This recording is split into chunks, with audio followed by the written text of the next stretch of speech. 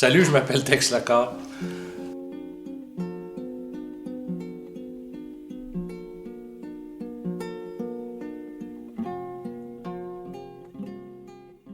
Je suis fasciné par l'histoire. Quand j'étais petit gars, je demeurais près d'un chantier, les McGibbon & Son à Pine Hill. Il y avait un gros moulin à scie, puis la maison mère où les gens venaient coucher tous les soirs, les coupés de bois, quand on appelait ça, les coupés de pitounes à cette époque-là, ils étaient là tous les soirs. Puis moi, à tous les soirs, j'allais d'abord manger un morceau de tarte. Je connaissais bien le cuisinier. Puis le cuisinier m'invitait, puis je restais là jusqu'à vers 7h30, 8h. Ça me permettait de sauter le chapelet qui était à 7h à cette époque-là. Puis j'écoutais les gars parler de leur journée de travail, puis surtout des histoires qui se racontaient entre eux autres. J'ai eu l'occasion plusieurs fois d'avoir des gars tirés au poignet. Et ça m'est toujours resté dans la tête. C'est quelque chose qu'aujourd'hui je veux laisser à travers mes tableaux. C'est un tableau que je viens de terminer ce matin. C'est un petit peu... c'est pour une exposition sur les légendes du Québec. Puis moi, j'ai choisi la légende de Joe Monferrand. Joe Monferrand, c'est un personnage très coloré du Québec qui a passé à l'histoire, surtout dans les milieux ruraux, en campagne. Moi, je me souviens que mon grand-père me parlait de ça. Puis il y avait une maison, un berlinguette, qui est allé voir justement l'événement. À un moment donné, il y avait des anglophones qui demeuraient dans le bout de l'Orignal, près de Hawkesbury, en Ontario. Puis à cette époque-là, Joe Monferrand demeurait à Chute à Blondeau. Il y avait une petite ferme à Chute à Blondeau. Puis les anglophones, puis un groupe parce qu'à cette époque-là, les gens se suivaient. Il n'y avait pas de journaux, puis il n'y avait pas de radio. Ça se faisait par le placotage. Puis dans le placotage, on avait appris que les anglophones se rendraient chez Joe Monferrand pour justement un petit peu tester sa force légendaire. Puis à un moment donné, ils sont arrivés près d'un champ. Les gens qui étaient avec eux autres, ils ont dit « Regarde, dans le champ, là-bas, c'est Joe Monferrand. » Fait que le type qui était celui qui voulait justement prouver sa force s'est présenté à Joe Monferrand, puis il l'a regardé, puis il dit « Hey! Pouvez-vous me dire où demeure Joe Monferrand? » Monferrand, il a fait signe 1 minute.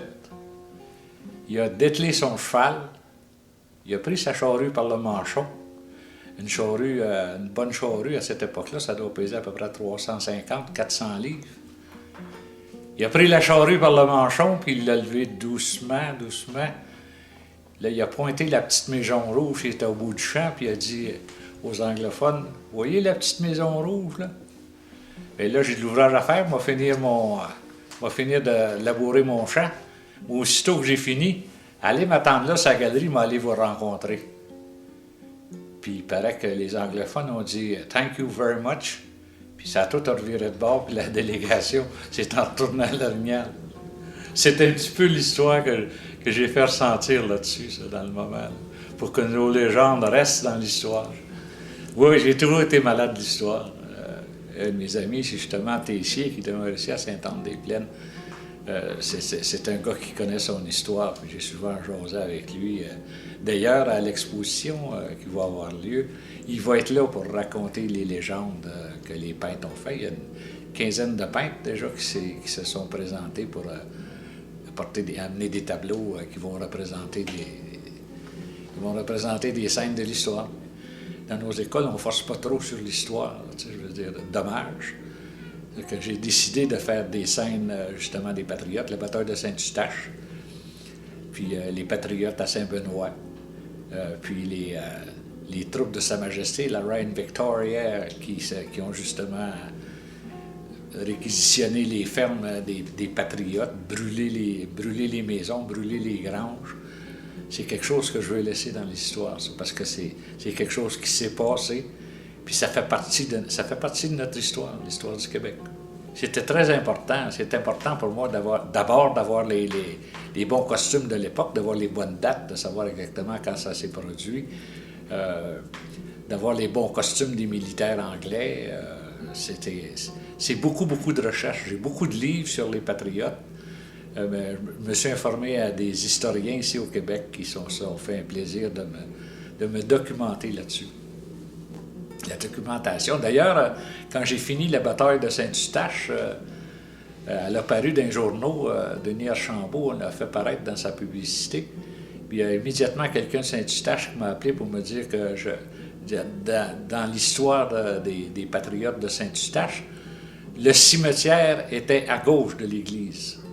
Mais c'est pas vrai. Le cimetière, le jour de la bataille des patriotes à Saint-Eustache, le cimetière était à droite de l'église. Il a été déménagé dans les années 1900 tranquille du côté gauche de l'église. Mais à l'époque de la bataille de Saint-Eustache, il était à droite. Pas des rébellions, mais on rencontrait les gars de l'université McGill, puis on s'aimait pas. Puis ça jouait au bout du poing un peu. Puis une journée, on avait décidé d'aller manifester devant l'université McGill. À cette époque-là, je faisais partie des Chevaliers de l'Indépendance avec Reggie Chartrand.